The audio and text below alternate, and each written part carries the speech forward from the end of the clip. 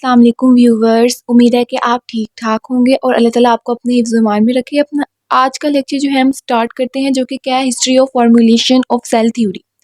हमारे पास जो हिस्ट्री है ना, इसके अंदर से शॉर्ट्स बहुत ज़्यादा आते हैं और एमसीक्यूज़ आते हैं, तो हम इसको डिटेल वाइज यानी किताब से पूरा ऐसे लिखने की बजाय पॉइंट्स जो है हम इसके देख लेते हैं।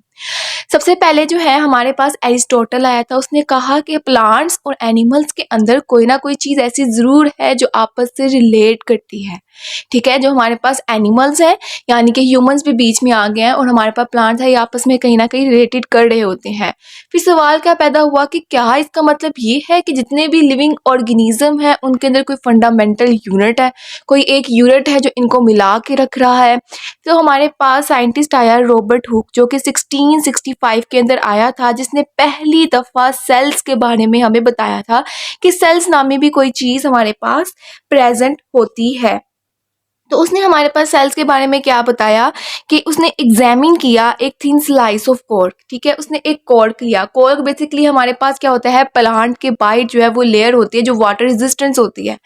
तो वो कॉर्क के ऊपर उसने इसको कट किया और कट करने के बाद उसको देखा माइक्रोस्कोप में, तो उसने देखा कि हमारे पास कोई छोटी छोटी सी चीज़ जो है वो प्रेजेंट है इसके ऊपर।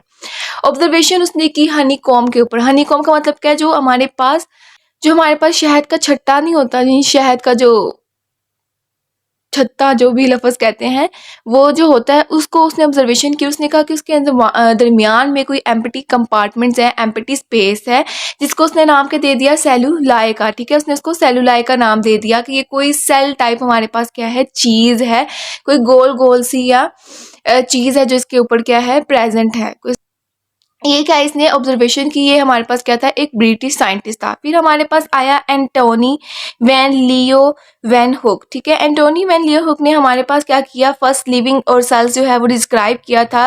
इसकी ऑब्जर्वेशन में उसने हमारे पास क्या लिया, एक वाटर का कोई भी पानी, समुद्री जो जानवर होते हैं उसका वो जानवर लिया, उसने उसको माइक्रोस्कोप के नीचे रखा और उसने उसको सर्चेशंस वगैरह किए और उसमें उसने बताया लिविंग सेल्स के बारे में, जिसने उसने नाम क्या दे दिया था, एनिमल क्यूल्स का। ठीक हो गया। फिर हमारे पास क्या है, जीन बैप्टिस्ट डी लामार्क आया। यानी हमारे पास कोई भी जो साइंटिस्ट है, इन्होंने कोई जनरल इंपॉर्टेंस नहीं बताई कि सेल की इंपॉर्टेंस। उन्होंने कहा कि भाई सेल प्रेजेंट होता है, सेल प्रेजेंट होता है, कोई ऐसी चीज़ है जो कि प्रेजेंट है, जो एनिमल्स में भी हैं, जो प्लांट्स में भी हैं, जो लिविंग थिंग्स जितनी भी चीज़ें हैं उनके अंदर प्रेजेंट है।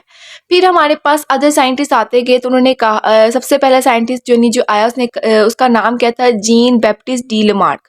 उसने कहा कि किसी भी इंसान की, किसी भी बॉडी की लाइफ नहीं है, जिंदगी नहीं है, जब तक उसके अंदर ये सेलुलर टिश्यूज प्रेजेंट नहीं होंगे। हर लिविंग थिंग्स के अंदर ये सेलुलर टिश्यू प्रेजेंट है। अगर किसी चीज़ के अंदर ये सेलुलर टिश्यू प्रेजेंट नहीं है, इसका मतलब क्या हुआ कि हमारे पास वो लिविंग थिंग्स ही नहीं है। ठीक हो गया। फिर हमारे पास 1831 के अंदर ब्रिटिश बॉटनिस्ट आया। बॉटनिस्ट का मतलब जो प्लांट के बारे में स्टडी करते हैं वो आए और उसने क्या बताया कि सेल के अंदर एक न्यूक्लियस प्रेजेंट होता है। हर सेल के अंदर क्या होता है, न्यूक्लियस होता है। उसने बस इस चीज़ के बारे में कहा कि हर सेल के अंदर क्या होता है, न्यूक्लियस होता है। फिर हमारे पास क्या आया, मैथियास एचिलाइडन आया। मैथियास एचिलाइडन हमारे पास 1838 के अंदर आया, जो कि जर्मन का बॉटनिस्ट था। ठीक है, जो बॉटनिस्ट तो था लेकिन जर्मन का बॉटनिस्ट था। उसने स्टडी क्या किया, प्लांट टिश्यूज के बारे में भी उसने क्या किया, स्टडी किया, क्योंकि बॉटनिस्ट था तो प्लांट के बारे में स्टडी करना था उसने। और उसने फर्स्ट स्टेटमेंट दी थी सेल थ्योरी की। ठीक है, उसने सेल थ्योरी के बारे में सबसे पहली स्टेटमेंट दी थी, इसलिए सचिलाइडन इंपॉर्टेंस रखता है बायोलॉजी के अंदर, यानी इसको इंपॉर्टेंस दी जाती है क्योंकि उसने सेल थ्योरी यानी सेल के बारे में सबसे पहली स्टेटमेंट पेश की थी। उसने कहा कि all plants are aggregate of individual cells which are fully independent. उसने कहा कि पूरा एक पौधा जो है ना वो सेल से मिलकर बना है और उसमें बहुत से सेल है, और ये नहीं कि एक सेल दूसरे सेल पर डिपेंडेंट है, नहीं, ये सेल्स आपस में इंडिपेंडेंटली तौर पर एग्जिस्ट कर रहे होते हैं। लेकिन फिर हमारे पास क्या आया, दियोदर सचवान आया। दियोदर सचवान जो है वो 1 साल बाद ही मैथियास एचिलाइडन के बाद आया और उसने यानी कि 1839 में आया और उसने रिपोर्ट किया कि all tissue are also composed of individual cells. जितने भी टिश्यूज हैं यानी कि एनिमल्स टिश्यूज भी, प्लांट टिश्यू भी, कोई भी लिविंग थिंग का टिश्यू जो है वो किससे मिलकर बना है, सेल से मिलकर बना है। ठीक है, तो उसने आकर जो है वो हमें इस लाइन के बारे में बताया। और सबसे इम्पोर्टेंट बात थी, जो सचवान था वो क्या था, जोलॉजिस्ट था, ठीक है, वो एनिमल के बारे में स्टडी करता था, इसलिए उसने कहा कि जितने भी टिश्यूज हैं वो सेल से मिलकर बनी है। इसलिए सचलाइडन और सचवान जो है वो इम्पोर्टेंट रखते हैं, क्योंकि उन्होंने सेल थ्योरी की स्टेटमेंट दी थी। इसके बाद हमारे पास आया रुडोल्फ विर्चू। रुडोल्फ विर्चू 1855 के अंदर आया, जो कि जर्मन फिजिशियन था, ठीक है। अब फिजिशियन था, उसने हमारे पास क्या बताया कि जो सेल्स बनते हैं ना नए, वो पुराने सेल से मिलकर बनते हैं। ये उसकी क्या थी, एक एक्सटेंशन थी, एक इम्पोर्टेंस थी, जो उसने आकर हमें सेल थ्योरी के अंदर बताई कि all living cells arise from pre existing cells, के तमाम जो नए सेल्स बनते हैं वो पुराने सेल्स की पैदावार होते हैं, यानी पुराने सेल्स की पैदाइश होते हैं, पुराने सेल से मिलकर बनते हैं, पैदा करते हैं पुराने सेल्स उन्हें। इसलिए उसने नाम दिया ओमनिस सेलुला ई सेलुला, के पुराने सेल्स नए सेल्स बनाते हैं।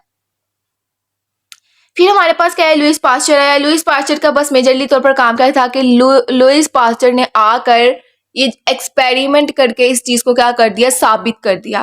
फिर हमारे पास सेल थ्योरी की स्टेटमेंट्स आ गए। अब हम इन स्टेटमेंट के बारे में देखते हैं, यानी ये सारे साइंटिस्ट ने जो पेश किया, अब उसके हम स्टेटमेंट देख लेते हैं कि क्या क्या हमारे पास मेजर चीज सेल्स के बारे में देखी गई। सेल थ्योरी हमारे पास यही थी कि all organism are composed of cells, जो सबने कहा कि तमाम ऑर्गेनिज्म सेल से मिलकर बने हैं। Cells are smallest living thing, कि सेल एक छोटा सा यूनिट है, यानी कि इससे मिलकर हमारे पास पूरी ऑर्गेनाइजेशन चल रही होती है। टिश्यू बनता है, ऑर्गन बनता है, ऑर्गन बॉडी बनता है, पूरा इंडिविजुअल, कम्युनिटी, ये सारी चीज़ें पढ़ी है ना, तो वो पूरी ऑर्गेनाइजेशन जो है इस सेल से मिलकर बनी है। यानी सेल एक फंडामेंटल यूनिट है लाइफ का। और सेल्स कहाँ से राइज होते हैं, प्री एग्जिस्टिंग सेल से, कि नए सेल्स हमारे पास पुराने सेल से मिलकर जो है वो बन रहे होते हैं।